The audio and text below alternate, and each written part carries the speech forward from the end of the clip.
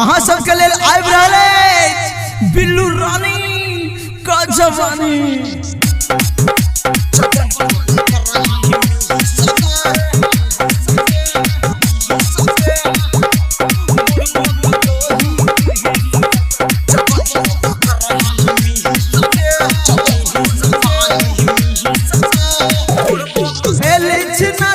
छोड़ी नचनिया देखाने तू छोड़ी गया अपन जवनिया के छोड़ी देखाने गे एलिछना चला छोड़ी नचनिया देखाने तू छोड़ी गया अपन जवनिया कते छतो हर फी सगे जवन को करही मी सगे बुढ़बो कदोही की सगे है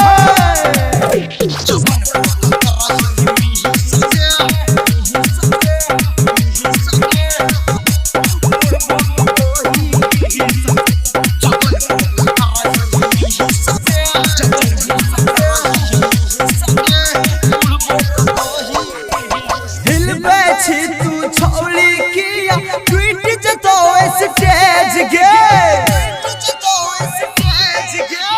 छोड़ा मुनसा लाठी लक कर दतो छेद गे हिलबै छी तू छोड़ी किया ट्वीट जतो स्टेज गे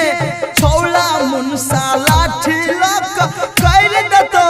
छेद गे छाती छो तोहर 36 के छौड़ी कमर छो तोहर 32 के छौड़ी छाती छो तोहर 36 के छौड़ी जपनिया मारै छोटी सगे बुढ़बो का दोही की सगे जपन को करही सगे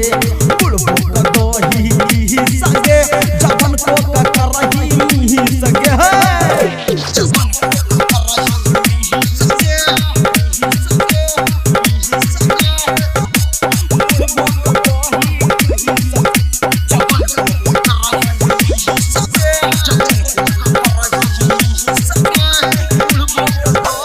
नथिया पिन कहवतिया हमें तू कर भी खाड़ा खटिया गे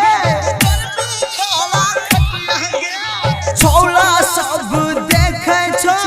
चोली के तोहर पटिया गे नथिया पिन कहवतिया में कर भी खाड़ा खटिया गे छोड़ा सब देखे छो चोली के तोहर पटिया गे